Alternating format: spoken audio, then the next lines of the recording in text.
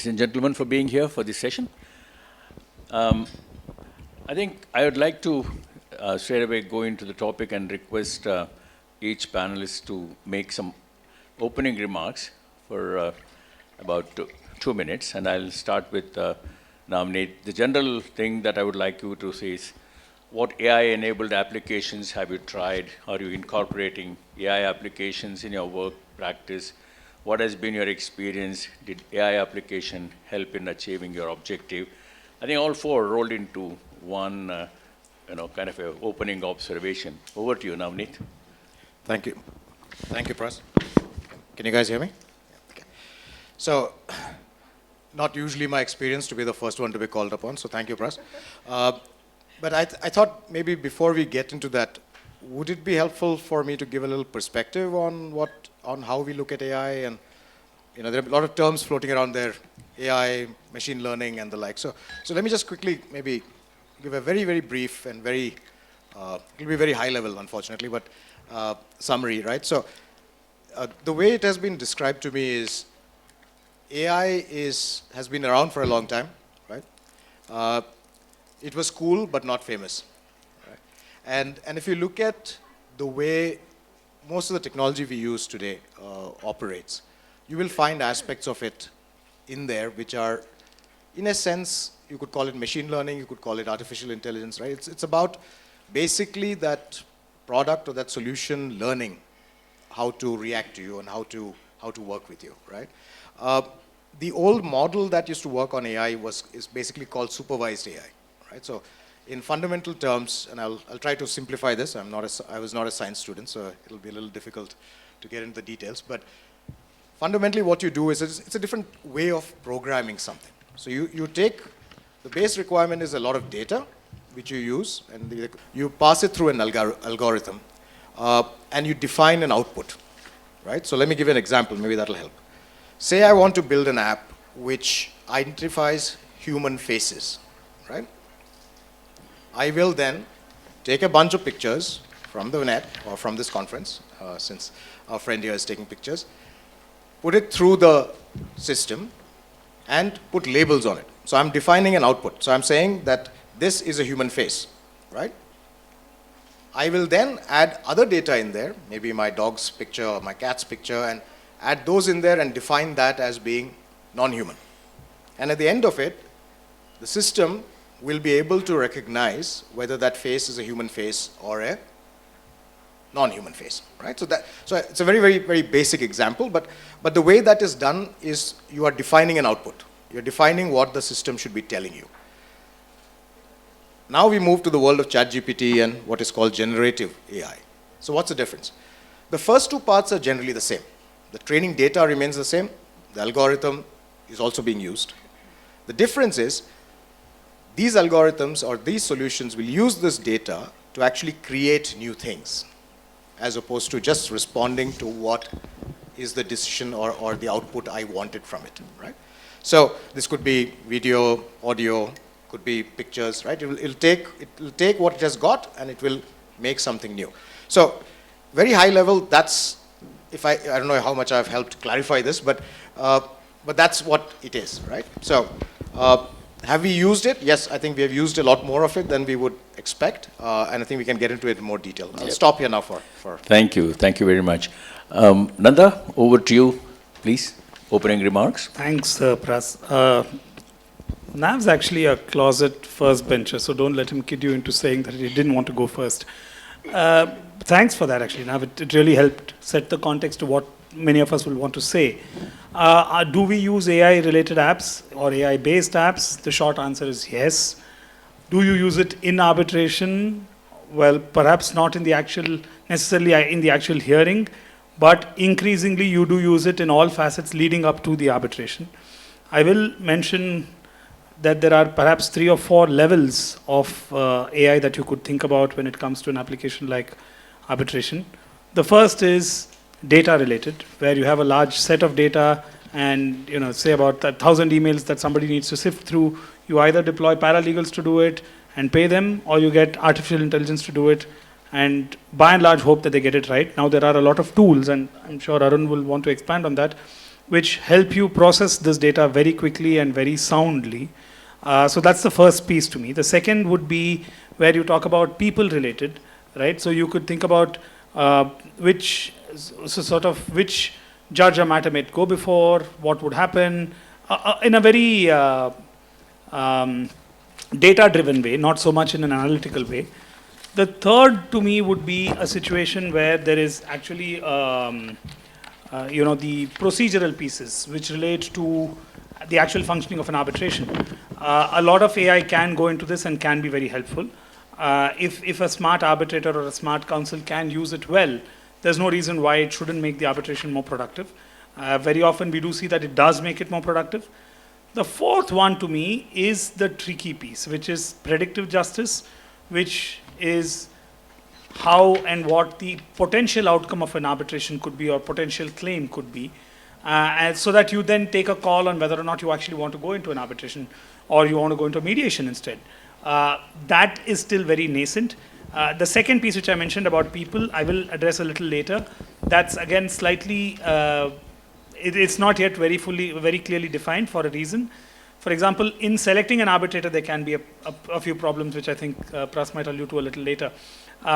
So the fourth piece, predictive justice, there is a lot of commotion over. Nanda, I'll just come to it because I do want to get the others to give their These are the four large points I wanted to make, and I'll probably let some others take there'll over. be. Sorry, thanks. We'll go into a little more details on that. I just want the other three panelists to make their opening remarks, which is, go ahead, please. Yeah. Thank you. I'll just keep it very brief to introduce 2 or 3 types of artificial intelligence solutions that we use in the firm. But I know that I'll have an opportunity to elaborate on exactly what we do with it later on. As you would imagine, it's mostly document production and document management solutions, which we regularly use in the arbitration context. Apart from that, we've started to deploy a large language model similar to ChatGPT as well, and I'll take you through that later on today in terms of how do you practically use that as a lawyer. And there have also been some simpler forms of AI that have been developed in-house. For example, automating the drafting of some sections of a notice of arbitration and footnoting as you go along, those sort of things is what we're exposed to on a day-to-day basis. The only other point to say is that it's drilled down to us at ANO, and I'm sure everywhere else as well, that none of these solutions are a replacement for what we do as human beings, and we remain accountable for the work produced as a result of these AI solutions in the same way as we would before AI came about. Thank you. Arjun, you are the non-lawyer on this panel, so could you please give your perspective and make a very quick opening remarks? Sure. I was just hopeful that I'm the only engineer here, and therefore I'll have a lot more to talk about and sound intellectual, more intellectual than Navneet, but I think he's stole some steam out of me. So, but I mean, so I just want to probably add some more things around the AI, right? Especially when you're talking about AI and the ChatGPT that we were referring to. One is supervised, which is basically giving the information to them and then monitor it and then give the feedback and then let it improve. It's like I training my assistant versus somebody who's already trained from, say, another Big Four and coming to me and then trying to test him out, which is unsupervised, right? Which gets information from outside. That's the only addition which is there. And obviously, ChatGPT does create content. It's more on the creative side of it. And also, it relies a lot more information from outside as well, right? So one, what data do you provide is not only the data that you have given, but it may also consider the data from outside as well. So that's the slight difference. When it comes to my experience of having worked on AI, I think I come from a background which is, again, non-law firm. So I've worked in investigation quite a lot. Before that, I've also worked in the risk advisory and business consulting and technology side of it, right? So I've been exposed to AI for the last at least 1 decade in various capacities, right? From addressing a strategic decision on whether to go for a 3G bid auction or not, to something like making a marketing strategy, to something like customer services, to now in the investigation side of it. Largely, I think what Nanda was talking about, we take help of the AI to do a factual positioning, right? Now, the factual positioning could be for an antitrust, it could be for a dispute, it could also be for the investigation side of the story as well. And there are 3 or 4 tools which are most important for them. One is analytics, which helps me in terms of building models, which can be valve models, it can be models to do identify the claims. It can also be what you call as e-discoveries, right? It helps us in terms of ensuring that we're able to crunch large complex volumes of information which is contextual to the matter in a much more faster, speedier way, and also establish correlations between unrelated events and kind of bring them together as well. So these are the places where we've largely made use of AI, at least in the investigation setup, which supports the legal and law firm subsequently. Thank you, thank you. Your 2 minutes, Amita, please. Okay, I'll be very quick. My comments very much echo Arun's. We have also, as a law firm, been testing AI legal assistance. I think I sort of divide it into 3 different buckets. The first is we use AI for document Q&A, where we ask complex questions and sort of request summaries about case law, etc. We also work on open-ended, where we ask questions that are legal or legal in nature, again, including summarization of clauses, email editing, etc. And then lastly, we use AI for the creation of document outlines. But I very much agree with Arun. It is reinforced as a firm, in us as lawyers, that the use of AI is just the start, and there has to be absolute human accountability. Thank you very much. So we get into some serious discussion, and I'll start with Navneet again. You have told me in private that you're not a great fan of arbitration, but still I'm going to make you, as an in-house counsel, in your opinion, what would be the role of AI in dispute resolution, and how do you see playing it out? Okay, I think it was not arbitration. I'm looking at Madhukeshwar, where is he? Okay. It was not arbitration, but mediation that I had a problem with. So I think as an in-house counsel, what are you actually looking for in the event of a dispute, right? So there are 2 things I think I'll say at a very high level.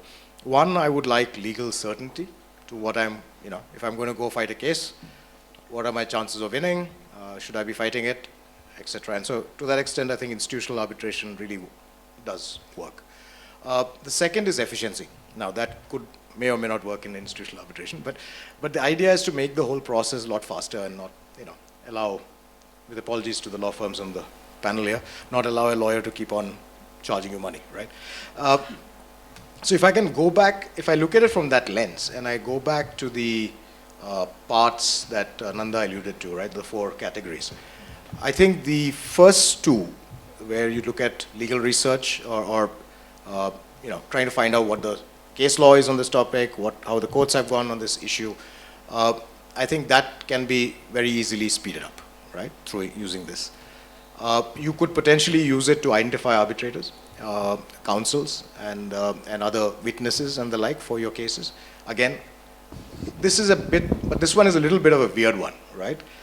Because arbitrations by nature tend to be confidential, right? So you don't really, it will be much more difficult for you to find someone and find out what their opinions are on a subject as compared to a judge. Because a judge's decisions usually are out in the open thing. So this will bring me to my second pet peeve, and I apologize. It's not that I have a lot of pet peeves, but some of these topics seem to bring them out. One of my pet peeves about arbitration generally is the prevalence, shall I say, of retired judges on the panels, right? I think the old saying is pale, male, and stale, right? Now I realize I probably meet at least 2 of those criteria. But the reality is that has always been an issue. Having judges come in, and I'm sure we can write a book on why it's a problem. But this may actually change the way I look at it if AI does come in, because then I do have the data for the judges, I do not have the data for the rest, right? So there will be aspects of this that changes. I think I see this as being a big play for efficiency, but at the same time, I think AI has a big problem, and there are 2 words there, right? There is trust, You trust the tool you're using, and there is responsibility, right? I think, Arun, you were mentioning about how we always go and review the documents. Why? Because you have a law firm's name behind it. At the end of the day, there is a lawyer expert in the field who is reviewing it. So I think it'll have a huge impact on how we do things? Yes. I'm not sure it'll be the huge thing that we are expecting it to be, at least in the short term. Thank you, Navneet. Nanda, technology is disruptive whenever it happens. So AI is no exception. So as a senior counsel, how do you see this AI and ChatGPT and other tools disrupting the existing mechanism and process, which is, and also the resolution structure that you see today? Do you see any dramatic change in the way disputes are likely to be influenced by AI?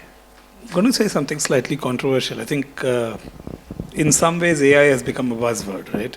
We're sitting in Bangalore, the tech capital of the country, and what have you. Everybody wants to apply artificial intelligence to everything, from baking a brownie to making an aircraft and everything in between. Arbitration is probably not exactly in between, but somewhere there.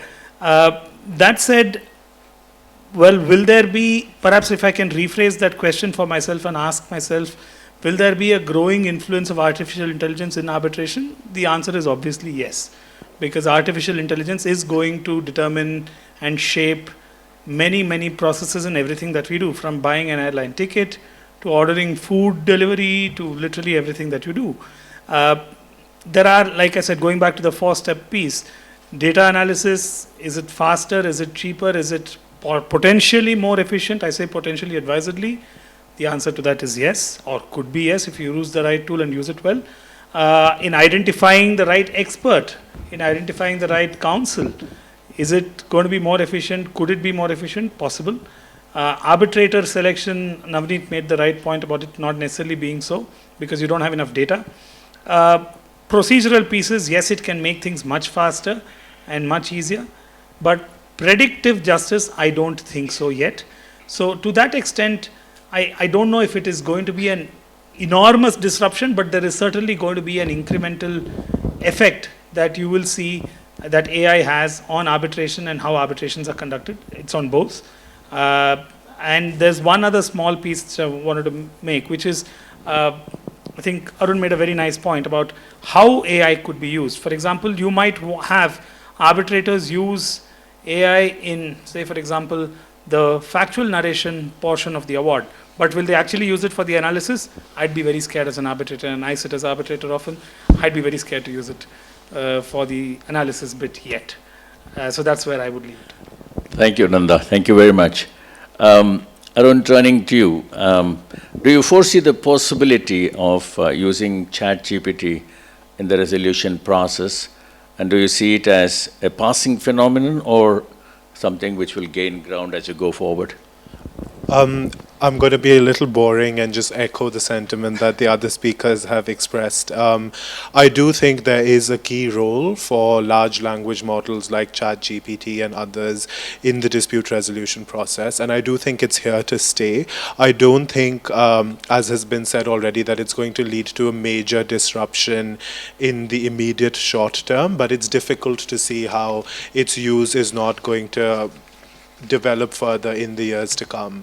And ultimately, we should bear in mind that ChatGPT is ultimately a computer system that's been modeled on the human brain. And it adopts this mechanism of deep learning where it'll process, assimilate information and then generate a text-based output. Like any human being, that computer system gets better the more information it's exposed to. So I think just in the way human beings are central to the dispute resolution process, all large language models which are aimed at modeling human behavior or human thought processes will similarly be relevant in the future. And just in terms of the concrete ways in which it could be relevant, say, for example, in the arbitration context, of course, examples have been given about legal research. You can actually ask a model to summarize the position on, say, privilege in England and contrast it with the state of New York, and that's the sort of stuff which can very easily be done, which otherwise someone would probably spend a couple of hours doing. There's a lot of drafting, and I agree, obviously, on the factual narrative part that was just spoken about, but you can also potentially go a little further. For instance, the first procedural order in most arbitrations is pretty much the same. It has a similar template. Procedural correspondence can potentially be carved out to this sort of a system. You can also, in fact, test its analytical skills. So, for example, an arbitrator could theoretically ask a large language model to go through all the pleadings and identify the list of agreed facts and disputed facts. And there's a lot of other predictive elements involved. For example, an arbitrator might want to game various scenarios and see what factual outcomes can arise as a result of their decisions, say if those decisions are based on declarations, or they can even try to compute the financial impact that it will have on the parties. Now, I'm not saying all of this is good and it should happen. I'm not saying that it's all ethical and right. I'm just saying that these are the various possibilities that exist, and a different discussion needs to be had. And just to conclude on that question, you know, this is not just a hypothetical thing that we're talking about. It's already happening. In the UK Court of Appeal last month, many of you might have actually read this in the legal press. One of the Lord Justices said at a conference like this, he specializes in IP, and he said that he got ChatGPT to summarize the area of law, and he then used it in his judgment. And he said, I think his expression was that it was jolly well or something like that. So he really liked it. But of course, he also said at that conference that ultimately he is accountable for the contents of his judgment, and he cannot disclaim any liability for that. Thank you very much. Amita, I will just turn to you, because at the end of the day, the users of arbitration, how much of education they have, how much of awareness they have about AI, nobody knows. So the question is, as a firm, what is the kind of client interface you see between arbitrators and the users of arbitration? And do you have any skepticism among clients when you suggest that we use certain AI tools? Or is there a process by which you educate them and tell them that AI could actually speed up the process than impede it? So I think my background is intellectual property and technology. So I deal with a lot of tech-savvy clients and financial institutions. So the general feedback from clients has been not skepticism, actually, but more excitement and more curiosity as to what we're doing in this space. In fact, I was in the firm's pilot group to try out a few AIs, and there were a few clients who were very happy to sort of join this pilot as well. Obviously, no confidential information, etc., was shared. So that's been my experience, actually. So it's been quite positive. Now, as a firm, yes, we do have a policy on the use of generative AI, I think like most international law firms. And I think paramount to that is the safeguarding of privileged, confidential, and proprietary information. So against this background, everything sort of goes back to this. So we're not allowed, or cannot basically submit cannot feed into any AI applications this sort of information. We're also warned repeatedly in the policy, which sets out the limitation on AI, basically that it may not be complete, it may not be accurate. As has already been mentioned before, it's new. It just needs to be used a lot more for it to be more accurate. Also, some of the generative AI we used, it's just simply not up to date, right? So, you could get more current case law from, let's say, a LexisNexis or a Westlaw search, whereas if you're going to use generative AI, that may be limited to perhaps 2021, end of 2021. Some requirements for AI-generated content, we always have to disclose it, that we have used AI in the course of our work product to our client. It must be fact-checked by humans. It has to be used ethically and in accordance with professional conduct rules. So, and we also have to make sure that the AI, is non-discriminatory against any individual, whether via race, gender, age, or disability. Thank you. Arjun, institutional arbitration and the kind of preparedness that institutions have in respect of assimilating certain AI is much easier to understand. But in terms of ad hoc arbitration, where you have retired judges and others sitting in arbitration, just as you have various other paralegal and various other support functionaries, do you see a role for tech support to those ad hoc arbitrators from a person like you?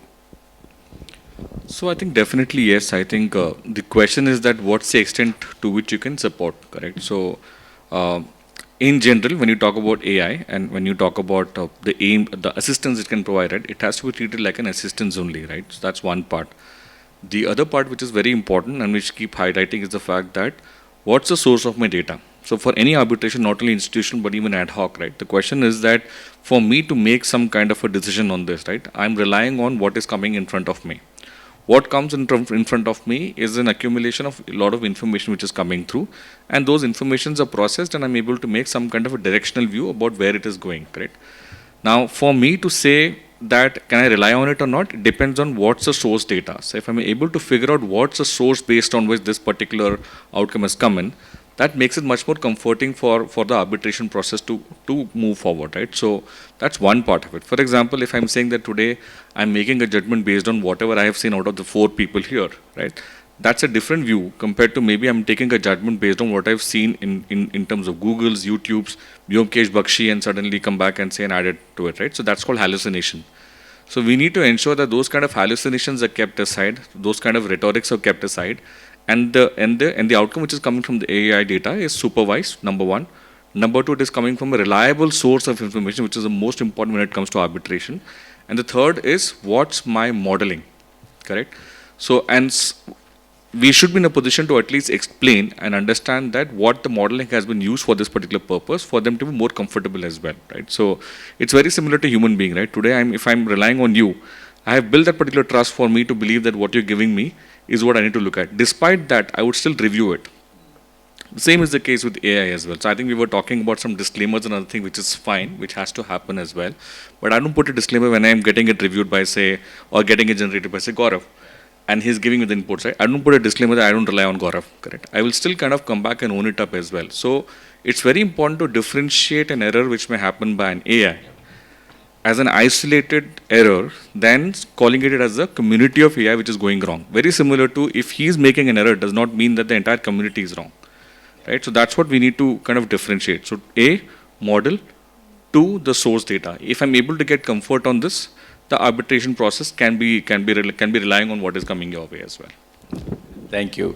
We're just halfway through this discussion, and I would like to turn to the audience, and if you ask any questions, I don't want any comments or observations, but I would like you to ask any questions that you may have around this topic. Please, feel free to put up your hand if you have any questions on this.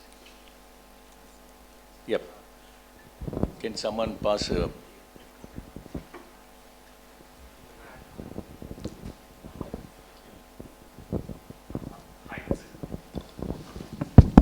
Hi, this is Vikas Mahindra here, and this is to Amita and Arun. You mentioned usage of AI tools currently in your organizations, almost at an organizational level, right? That the law firms have authorized the use of certain ones. Is there a preference between AI tools whose source is known versus whose algorithms and sources are unknown? Just to elaborate that question a little bit. A big problem with the usage of AI is the black box sort of thing. You don't know what the underlying source is. And even, for instance, where ChatGPT throws out cases which don't exist, it's because you don't know where that is coming from. Given that, and because there are multiple ways in which large language models work, there's abstractive summary versus generative summary. At an institutional level, do you have a preference for an AI tool which identifies the source, or is that something that you've not yet dealt with? Go ahead. I think for us, we've been using so far only generative models. And while I wasn't personally involved in this process, my understanding is that there was a license was procured for our firm to be able to use it from OpenAI. And then a lot of due diligence was done in terms of understanding what the source information is. So I do think there is a preference to that extent for having as much visibility and transparency about how the system works. But at the end of the day, we are lawyers and we are not experts, so it's quite a collaborative process. The people in the firm who spearheaded this worked very closely with technology specialists. I don't really have visibility of the level of detail they went into in terms of vetting the sources of information. But the reason that it was something different to ChatGPT was that concern, because what we ended up using internally in the firm was curated, I think, slightly differently to the manner in which ChatGPT had been put together. I'm afraid I'm unable to say anything No, further. thank you. That's fine. Yeah, so I very much echo your comments. I suspect we're using the same generative AI. We're also licensed. As law firms, we're very, very risk averse. So even though I can't confirm exactly what we're relying on, I can pretty much be quite confident and say that we're probably relying on things that have been fact-checked already. And perhaps down the road, the whole algorithm mechanism will perhaps play a more active part, but definitely not at a law firm level at the moment. I just want to add one more thing here. It also depends on what's your objective, right? In any of these AI, it's very important to define the objective. It is about language change. For example, in these places, these are the kind of languages being used, contextual to form, right? It's like a template. I'm just trying to simplify this. Versus when you're trying to use it for the purpose of prediction, when you're trying to use it for the purpose of probability, right? And what is the source becomes very important in those particular cases as well, right? So in all likelihood, in any organization, not only law firms, but otherwise, you would always go for things where it is always the source is known. You may not know about it because you wouldn't have probably figured out. But I'm just saying that as an organization, they would always go for something where the source is known. There is no AI which is black box based, at least for the organizational purposes, correct? So it will always be something where the source is defined and the models are defined. So somebody in the organization would know and should know about it. And that's how you should adopt for it as well. Without that, I don't think it's going to work as well. And as I said, I think ChatGPT is not something which is generally used by the organization as well. And it's been banned in many organizations today. They have an instance which is created for themselves internally with the similar models in place. But their sources will be defined and pre-agreed.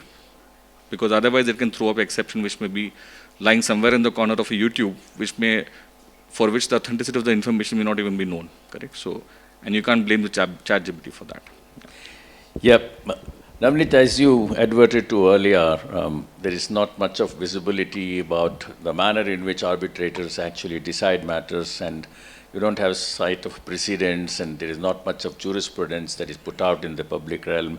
So the question is, which the term that Nanda used earlier, if AI may prompt one to think of predictive justice, do you see that really evolving, and what are the imponderables? Thank you, Pras. Yeah, so I think, so what is predictive justice, right? So at its base level, it's basically tools which help you to adjudicate. So when it starts off, it's the judge or the arbitrator using some tool to, work out a statistical, opinion of what the result could be.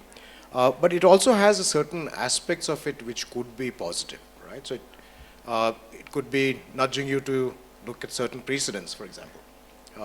Now again, this all comes down to your point from earlier on about what is the data that's being fed into it, right? So if the data is correct and you are actually getting actual case law and not stuff that ChatGPT decided to make up yesterday, then it is possible that this could actually be a way to help the integrity of the system.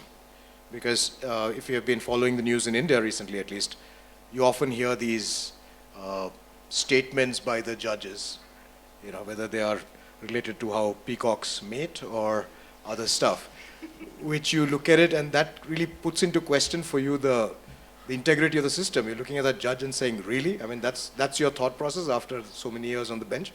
But the reality is, hopefully that will cut down some of that nonsense, right? And it will allow the system to work well. But that said, I think there is a fundamental flaw in there, right? And I think the fundamental problem is the amount of data and how the system proceeds further. So just as an example, right, if I could give one, 2018, Google brought out something called BERT, which was kind of a earlier version of ChatGPT, if you will, right? So it's an AI-supported tool. By Google's data itself, you can see that in 2018, that tool had about 340 or 350 parameters built into it for it to be able to give you an answer that you wanted. ChatGPT, which came barely 2 years later, has 175 billion parameters. So the number is not, it's not a few numbers more, it's exponentially higher, right? So my expectation is that over time, it will be able to take on the pieces which are complicated. What worries me right now is still that tool reaches that stage. How are you making sure due process is being followed? This is not a maths equation, right? You have to make sure the process is being followed. You need to make sure that the rights of the individuals are not being trampled upon. So until that happens, and I suppose until we get to a stage where we feel that is more dependable than what a judge, irrespective of his opinions on peacocks, can give you, I think it will still remain a little far away. We are all familiar Could I with... just make one additional comment to what Nav said before I take the next question, with your permission? Thanks. I think the short point I wanted to make was that if you look at predictive justice just as a concept, ignoring AI for a minute, there's a lot of literature around this. And one excellent commentary on it is Daniel Kahneman's book on noise, where he talks about the kind of biases that can come in a decision-making process. Now, the additional problem you have is that AI as a tool, unless it's fed in with sufficient information about potential biases, is not even cognizant of the fact that bias or noise or hallucination, as he said, is possible. So you have an additional important step to take before you can say that AI is something that can be used for predictive justice. Excellent. No, I was just coming to the, we usually take a declaration from arbitrators that they are not conflicted and all that stuff. The question is, would you take a declaration that they are AI savvy when you are intending to use AI in arbitration? So I think, would I take a declaration that they are AI savvy? Possibly not yet, but I think most certainly it's something to keep in mind. And there's a reason for it. I think, like I said, if you break the scope of what AI can do up into 3 or 4 different pieces, like we tried to do earlier in the discussion, there are certainly some pieces which make the process much more efficient. There's a pretty famous theorem in economics, the Balazar-Samuelson equation, or effect, which is that if you use technology for lower skilled processes, the effect of it is that it makes the process cheaper. Now, if we talk so much about costs in arbitration, one thing to bear in mind certainly is that AI, when used right and when used well, can certainly have a huge impact on costs in arbitration. So why not? I ask myself, why not? Secondly, I think there is one assumption that I want to just sort of walk back on. I think there's an assumption that human intervention is inherently flawed and that a machine or an AI intervention is inherently accurate. I don't think that's exactly correct. And that is not correct because, as has been echoed by literally everybody on the panel, and I feel like I'm right simply because everybody else is saying this, and that's exactly how AI works. If everybody on the panel was wrong in saying this, then AI would simply continue to assume that it's correct because everybody has said it. And that's pretty much it. AI is a function of what you feed in. And therefore, the fundamental assumption that anything that comes out of it is automatically correct need not be so. So you need to be a little careful with that. With that caution, I'm happy to say that there can be a dramatic effect on costs, for example, or time, as Nav rightly pointed out. And therefore, there is no reason why you shouldn't be looking at declarations asking for AI-friendly arbitrators in the future. Thank you. That's very, very candid and interesting. Arun, at Alan Overy, do you have any structured training to your people, particularly the dispute resolution team, on how that has helped in propagating AI as a useful for the clients, particularly? How do you actually train your own associates, and how do you actually train the clients when they prefer to use AI? So I think the answer to that varies from practice area to practice area. At ANO, I think it's fair to say that the move towards AI was spearheaded by our transactional teams. So the capital markets, corporate and banking teams were the first movers here. And they developed a lot of solutions that were marketed to and directly targeted at clients. Essentially things to help with automating contractual drafting, compliance with certain types of new rules that had been introduced after the global financial crisis. So those sort of digital platforms were marketed directly to clients, and obviously training, structured training was then provided, and that increased the uptake of all of these products. On the dispute resolution side though, as foreshadowed in your question, I think most of these solutions are directed at us, at the employees, to try and work smarter, faster, more cost effectively. So we are the recipients of training when it comes to that rather than our clients. And I think very early on in our careers, we'll get training on the older forms of AI, like technology solutions rather than AI, actually, like document management tools and things like that. But for generative AI and the system that we've trialed at ANO, that was provided to the firm as a whole, not externally to the clients. And yes, that training is also supplemented, by the way, with 2 or 3 additional materials. One is a very strict set of rules on use, and our use of these AI solutions is monitored, of course, centrally within the firm, and there are detailed guidelines on what we can and cannot do. And a lot of that actually touches upon things that Amita mentioned, like disclosures need to be made, checks need to be done. So that's one broad area of training. And I guess something which has recently started to happen, and this is targeted both internally and at clients, is just about the legal risks associated with using AI as a client receiving legal advice and as lawyers providing that advice. As of now, that's focused primarily on intellectual property. There are so many questions about, am I violating somebody else's IP by using ChatGPT? Do I have IP over the output? What's happening to my own IP when I feed it information into the system? So those are the sort of questions which we are receiving training on, and obviously personal data considerations and GDPR. And yes, all of this training does increase the uptake of these products. Yeah. Arjun, I've got a sort of technical question. If the institution which is actually administering the arbitration has certain AI tools available, and the 2 parties to the arbitration, they have their own set of AI tools, predictably there will be a certain amount of tension as to how all these AI tools will play out. How do you actually help convert the tension, and how do you bring about a traction so that the arbitration can proceed, or do you find that there could be issues?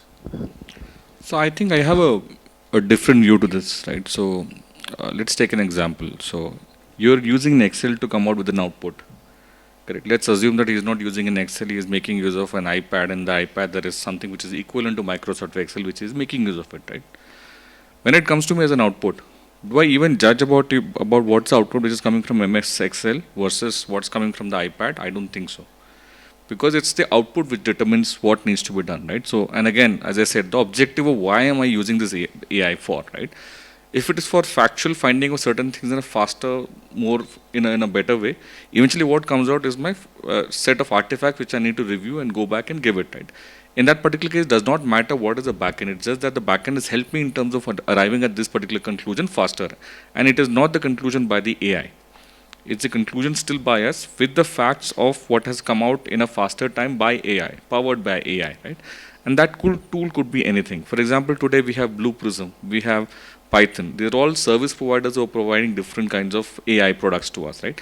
It does not matter to us. What matters is that what is the model, because sometimes the model could be challenged, and as I said, the source could be challenged, and which I'll do it even if I don't have an AI today. If I put the facts on the table, I would say what's the source of this particular fact, right? And then how did he arrive at? If I'm arriving at the conclusions, or if I'm giving any more thing beyond the facts, then I would ask that what's the basis of this, which becomes your model itself, right? Yeah. So if I have trust on these two things, then it does not matter what is the back end of the AI which is being put in use as well, right? So these are the things that I would want to highlight as well. Yeah, just following up on that, Amita, what's the kind of level of disclosures that parties have to make when they intend using AI? Because I may be not wanting to use AI at all. I may be going the traditional way, and your client may be wanting to use AI.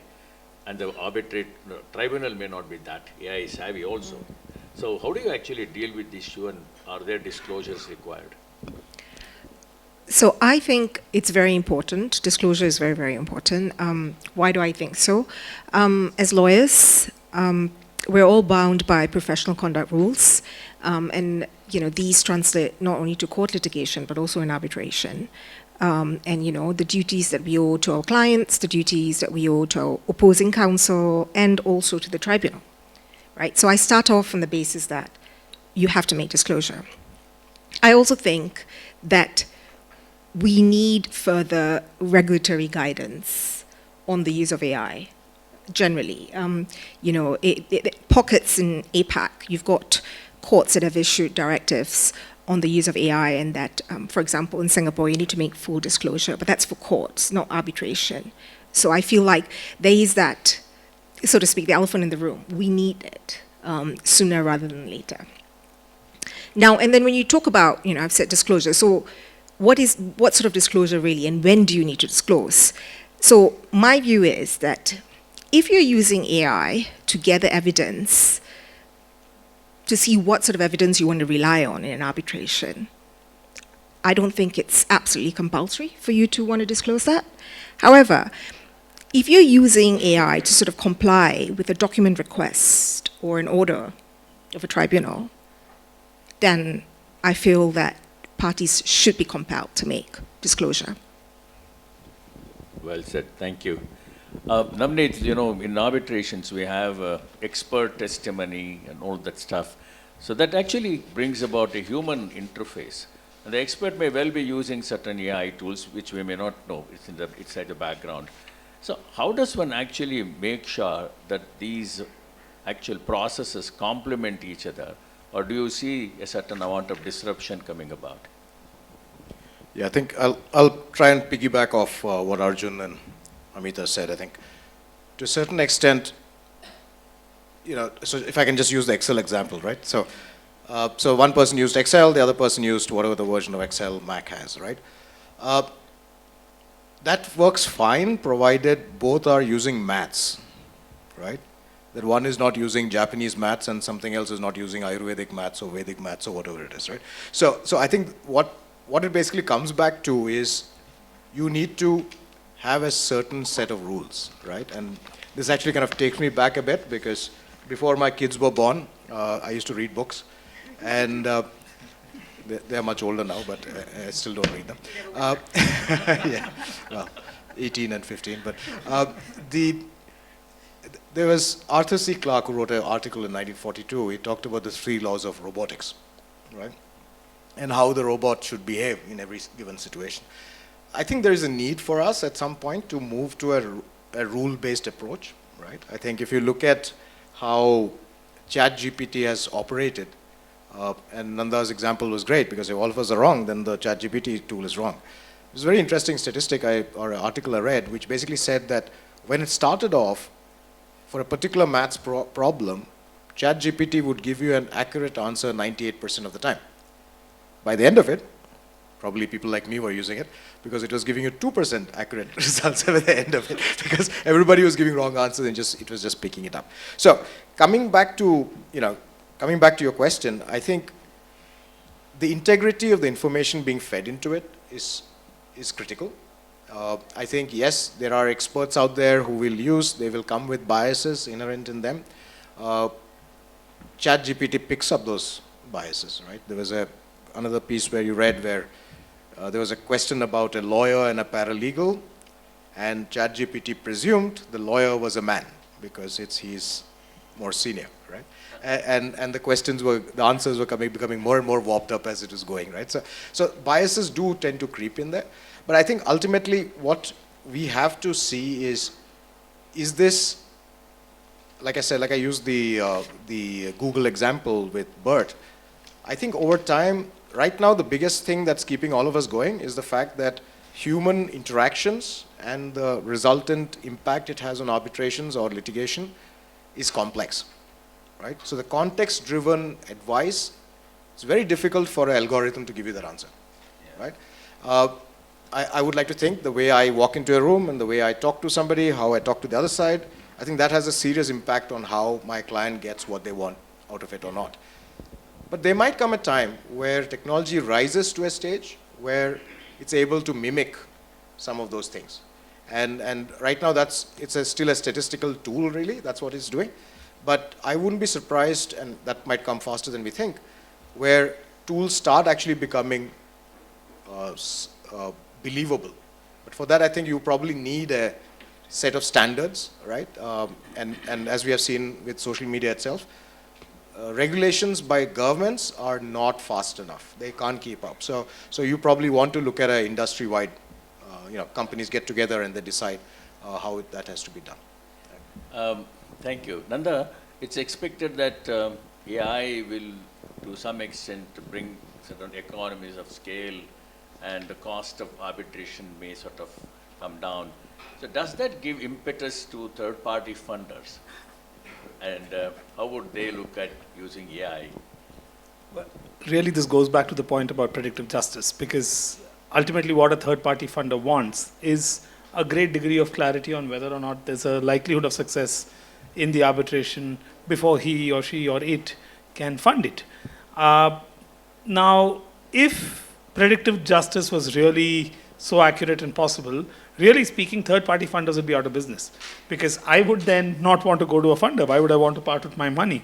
But that said, I think there is a very nuanced point I really want to make, which is, when you think about it, what there is likely to be a larger amount of data available to be able to feed into the tool is a lower skilled or low skill required task, right?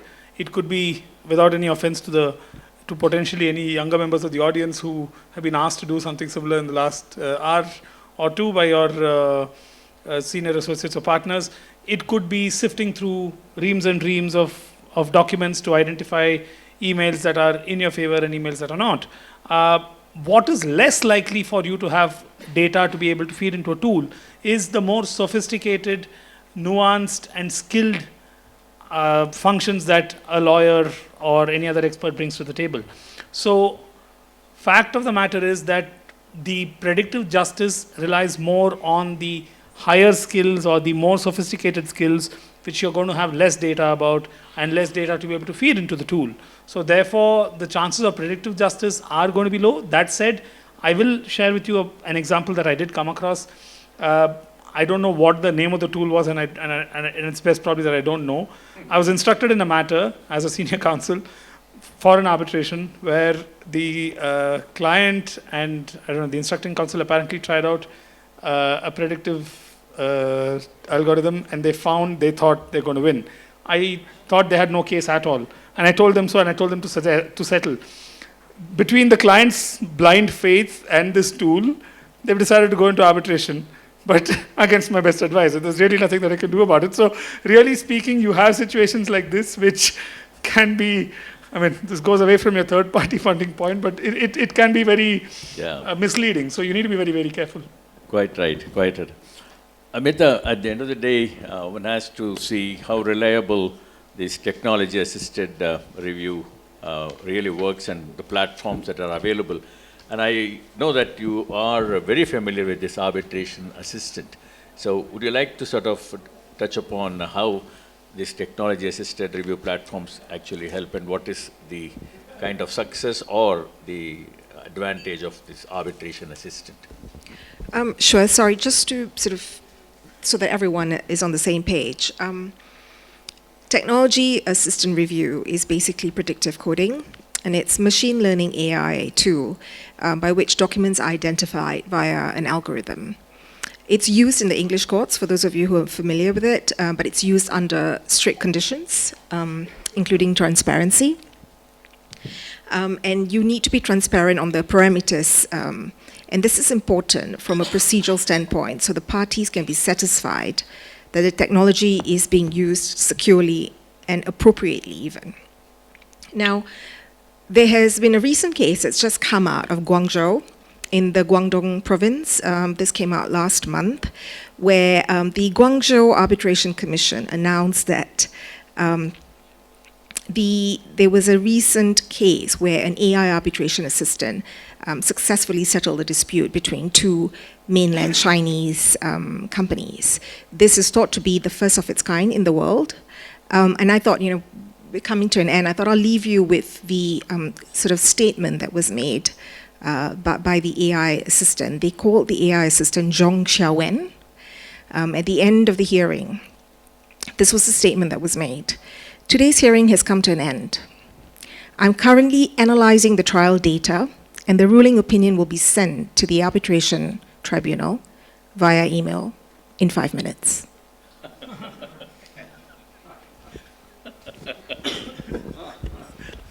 Thank you. Are there any questions? Please. Can you someone pass the mic? No, I don't need that. Thanks. Yeah. Both Amita and Arun referred to buying the material generated from AI under a license agreement. One of the other speakers divided up the first two fields, which might together comprise AI as the training data firstly, and then the algorithms. When you are entering into the licensing agreements, were you able to find out any information about the training field, where it came from, and secondly, the nature of the algorithms? For example, if the training field was one which was able to capture a vast body of information about human behaviour based upon factual matters, that's one thing. If the generative AI had access to multiple psychiatric reports or reports from psychologists, that would throw a different light upon certain questions relating to human behaviour. But when you both, I'm not sure you were actually a purchaser, Arun, but I know that Amita is one of the principals of the firm, so she's putting her hands in a pot to buy this thing. Did you have any idea of the expanse of the material that had been fed into the system? Good. I can't give you the exact information because this was negotiated towards the end of the last year, but on the top of my head, this was discussed, and we were given the assurance that first it was a work in progress, that new information was being fed all the time, and that it would be vast enough, but we were reminded time and time again on the limitations. One of the reasons for my question was that your colleagues mentioned that there were literally billions upon billions of sources, and so a question to the vendor of the generative AI program, what sources has this machine gobbled up, would be a meaningless question, wouldn't it? Because it would be incapable of being answered within a decade. So was there some general way in which you were told that, for example, every single volume of the Harvard Law Review had been digested by this creature, or the Law Court Review, or the International Arbitration Review? Or how did you satisfy yourself? Yeah, so just going back to your Harvard Law Review question, I think what was said to us was Harvard Law Review from circa 1984 to 1997. There were duration and framework put around that. sort of information. What they didn't start till 19... No, I'm just giving you an example. I'm just giving you an example, for example. Yes. I was going to say the most important body for the Harvard Law Review is 1901, the Learned Handbook, was a great article on expert evidence. Probably. Thank you. But what about the algorithm, Amita? What did you know about the way in which the algorithm treated, qualified, affected the information upon which it was working? I think it will be better if you continue this conversation, because we are almost been asked to wind up this panel because next panel is waiting. So I just wanted to thank the panelists for being with us today and sharing their thoughts. Extremely grateful to all of you, and may I request you to please applaud the panel and join.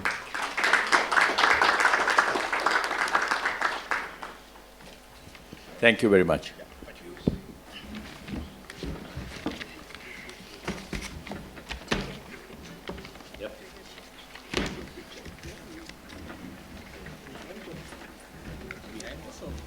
Come to the front.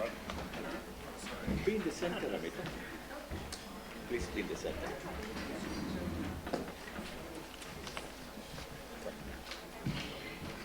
Hi. Is everyone here?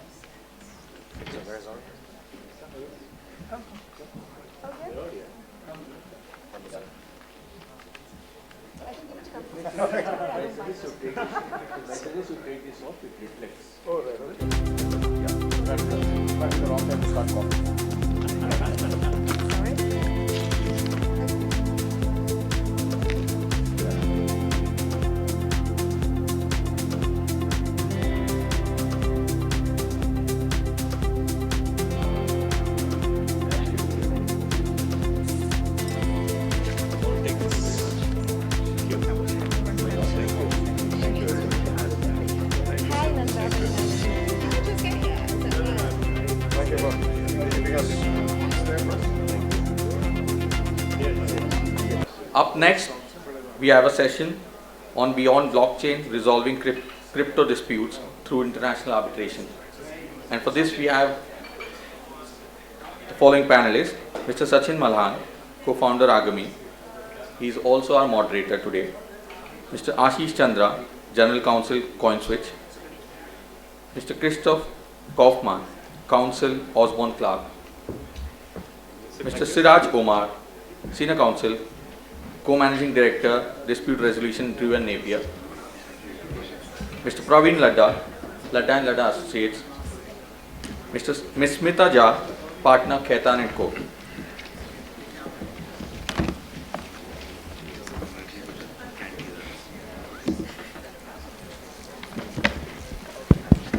Hi everybody. Check. A little louder. Okay, great. Quick check. Can you folks hear me at the back? Yes. Pretty good. Yeah. I should use Nanda. Nanda was floating around somewhere at the back. You can hear me, Nanda. Okay. We'll wait for a couple of minutes and then start. I think people are. Also, it's very intimidating to be sitting behind a placard that says Mysore Prasanna, because I know Mr. Mysore Prasanna. And yes, I shall keep that quietly behind. Thank you. And can someone just get us some water here for the panelists? It would be awesome. Thank you. I think you should say that whoever comes in next 30 seconds get 1 Bitcoin. Get one. Oh, is it? Oh, you can say that. Check.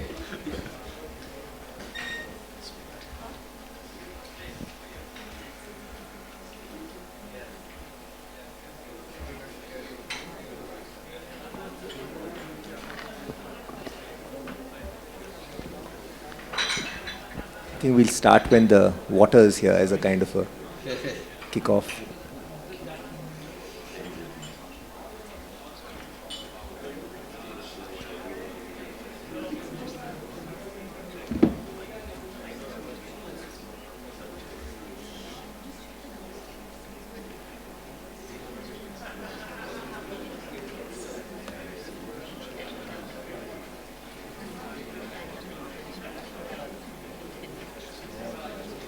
Yeah, that would be great. I think all the placards are wrong, so maybe, yeah, sure. Thank you. That's great. Thank you.